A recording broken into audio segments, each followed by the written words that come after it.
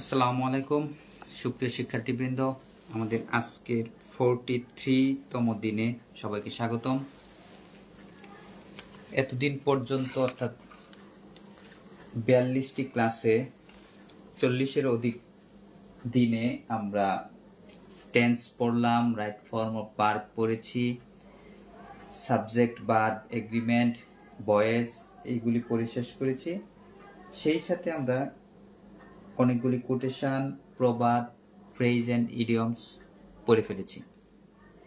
আজকে আমরা যে টপিকটা শুরু করতে যাচ্ছি এটা সবচেয়ে ইজি কিন্তু পেঁচানো, বা বলা চলে সবচেয়ে কমন, বুঝতে পারলে আর না বুঝতে পারলে জটিল। সেটা হচ্ছে পদ প্রকরণ, যেটাকে আমরা বলি পার্টস অফ স্পিচ। পার্ট অর্থ অংশ, অফ স্পিচ মানে বাক্য।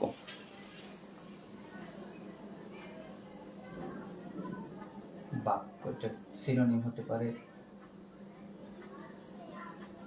সেন্টেন্স বা বাক্য।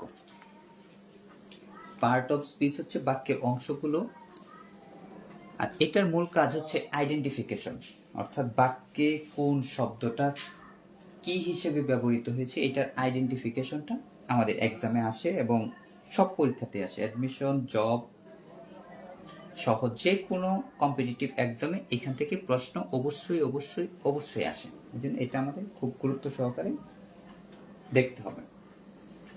আমাদের মূল টাস্ক হচ্ছে যে এখান থেকে আমরা যেটা শিখব,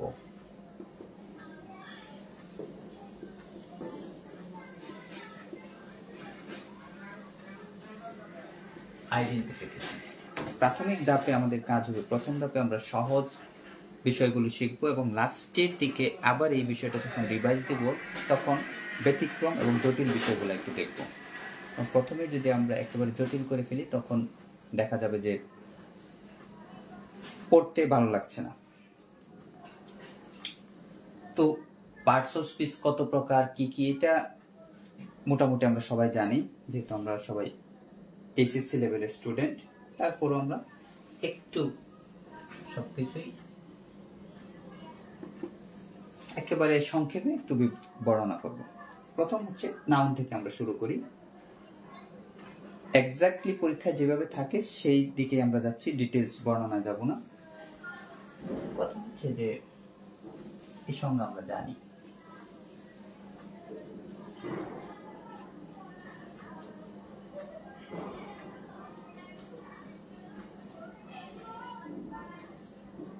কোনো কিছুর নামকে নাউন বলে, কোনো কিছুর নামই হচ্ছে নাউন। সাধারণ অর্থে কি কি থাকতে পারে এখানে? থাকতে পারে ব্যক্তি, বস্তু, গুণ। ব্যক্তির নাম হতে পারে, বস্তুর নাম হতে পারে, গুণের নাম হতে পারে। আরেকটা ব্যাপার হতে পারে কোনো ধারণা, ধারণার নাম। বস্তুর জায়গায় স্থান হতে পারে, অর্থাৎ কোনো কিছুর নাম। ব্যক্তি, বস্তু, স্থান, গুণ, ধারণা ইত্যাদি যে কোনো কিছু হতে পারে। এটার প্রতি গুরুত্বপূর্ণ বিষয় হচ্ছে যে কি কি শব্দ থাকলে আমরা, শব্দ না ঠিক শব্দাংশ থাকলে আমরা নাউন হিসেবে আইডেন্টিফাই করব। যেমন যদি কোনো শব্দের শেষে TION থাকে সেটাকে আমরা নাউন হিসেবে ধরে নিব। যেমন হচ্ছে অ্যাকশন, এই টাইপ আরো অনেক ওয়ার্ড উদাহরণ দেওয়া যাবে, জাস্ট আমরা একটা ওয়ার্ড দেখলাম। থাকতে পারে নেস,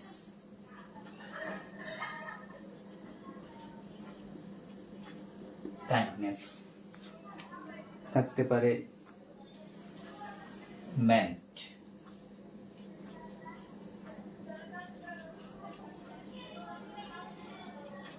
ম্যানেজমেন্ট, থাকতে পারে হুড।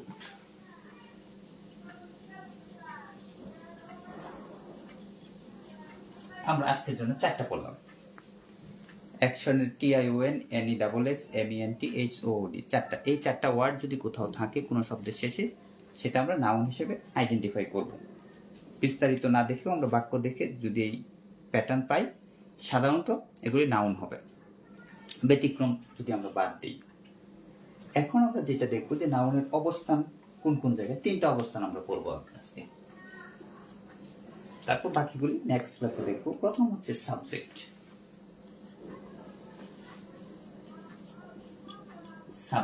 সাবজেক্টের ক্ষেত্রে আমরা একটু ব্যাখ্যা দিই। আমরা যে টেন্সের গঠনগুলি পড়েছিলাম সেখানে একটা প্যাটার্ন ছিল এরকম: subject plus verb plus extension.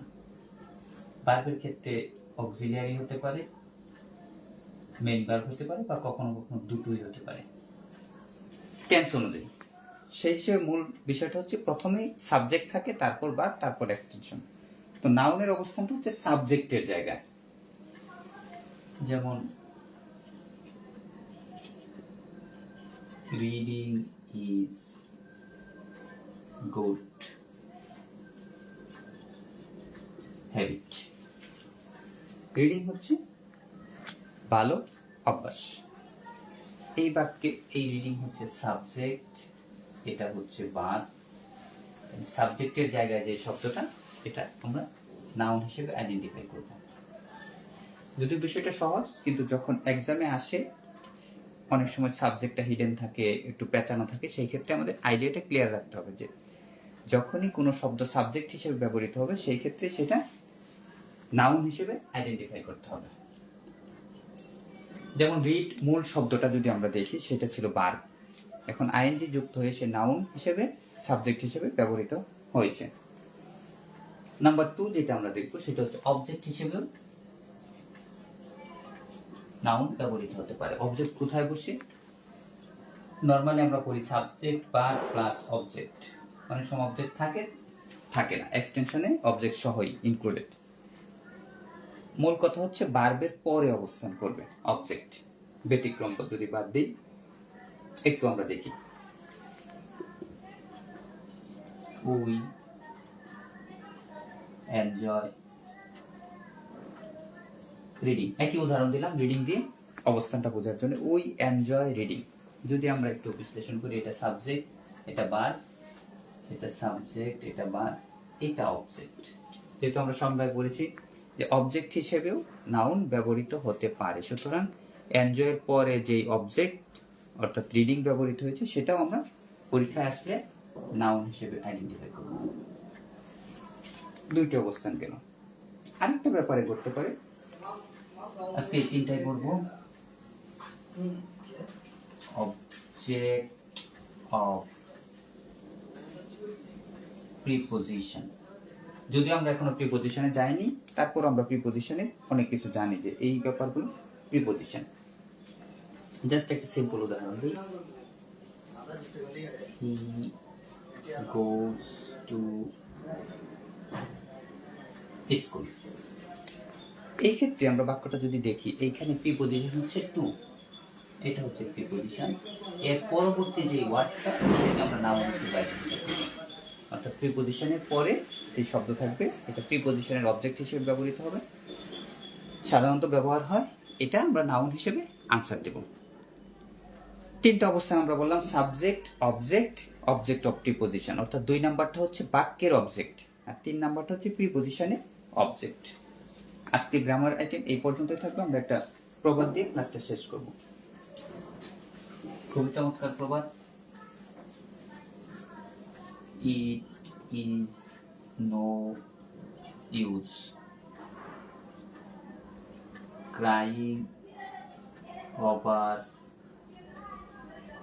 spilled milk। অর্থাৎ যেই দুধ নষ্ট হয়ে গিয়েছে সেটার জন্য কান্না করে কোনো লাভ নেই। এটার চমৎকার বাংলা হচ্ছে: গতস্য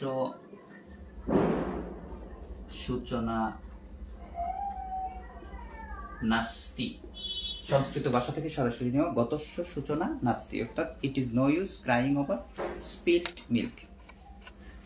এটা দ্বারা ভাবার্থ হচ্ছে এরকম যে যেই বিষয়টা শেষ বা নষ্ট হয়ে গেছে সেটা নিয়ে অনুশোচনা করে কোনো লাভ নেই। আমাদের যেই সময়টা চলে গেছে সেটা নিয়ে অনুশোচনা করে লাভ নেই, সামনে যেটা রয়েছে সেটা কে কাজে লাগাতে হবে, সেই দিকে এগিয়ে যেতে হবে। তো ক্লাসটা আমরা একটু রিভাইজ দিই জাস্ট 2 মিনিটে। আমরা মূলত পড়া শুরু করলাম পার্টস অফ স্পিচ। স্পিচ অর্থ হচ্ছে বাক্য, এটার সিনোনিম হচ্ছে সেন্টেন্স। এইখান থেকে যে টপিকগুলো আসবে সেটা হচ্ছে আইডেন্টিফিকেশন, অর্থাৎ কোনটা কোন পার্টস অফ স্পিচ সেটা আমাদের নির্ধারণ করতে হবে। তো প্রথমে আমরা নাউন দিয়ে পড়া শুরু করলাম। নাউন হচ্ছে কোনো কিছুর নামকে আমরা নাউন বলি, সেখানে হতে পারে ব্যক্তি, বস্তু, গুণ, ধারণা, স্থান ইত্যাদি যে কোনো কিছুর নাম। নাউন চেনার সহজে কয়েকটা উপায় 4টা আমরা লিখেছি। এটা হচ্ছে শন, নেস, ম্যান্ট, হুড ইত্যাদি থাকলে, যেমন অ্যাকশন, কাইন্ডনেস, ম্যানেজমেন্ট, চাইল্ডহুড। আর অবস্থান অনুযায়ী চিনতে হবে আমাদের মূলত, কারণ বাক্যে অনেক সময় ব্যতিক্রমী হিসেবে দেয়া থাকে। অবস্থানগত আমরা 3টা অবস্থান পড়লাম। একটা হচ্ছে সাবজেক্ট হতে পারে সেন্টেন্সে reading is good habit. Subject হিসেবে রিডিং ব্যবহৃত হওয়াতে এটাকে আমরা আনসার করব, এটা একটা নাউন। তারপর হচ্ছে অবজেক্ট হিসেবে ব্যবহৃত হবে উই এনজয় রিডিং। একই রিডিং একবার সাবজেক্টে ব্যবহৃত হলো, আরেকবার অবজেক্টে ব্যবহৃত হলো। অবজেক্ট যেহেতু, সেই ক্ষেত্রে এটারও আনসার দেবো আমরা রিডিং। তারপর আমরা যেটা বললাম সেটা হচ্ছে অবজেক্ট অফ প্রিপোজিশন।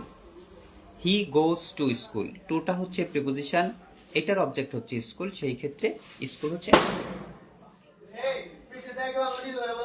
লাস্ট আমরা প্রবাদটা পড়লাম, সেটা হচ্ছে it is no use crying over spilled milk. এর মিনিং হচ্ছে গতস্য সূচনা নাস্তি, অর্থাৎ যেই বিষয়টা চলে গেছে, যেই কাজটা হয়ে গেছে সেটা নিয়ে আমাদের অনুশোচনা করা যাবে না, বর্তমান নিয়ে থাকতে হবে এবং ভবিষ্যতের লক্ষ্যে কাজ করতে হবে। তো আজকে এই পর্যন্তই। ঢাকা ইউনিভার্সিটির অ্যাডমিশনের ডেট হয়ে গেছে, দিন এমনি করেই চলে যাবে, সময় কম। আশা করি সবাই ভালো করে পড়াশোনা করবেন। ধন্যবাদ।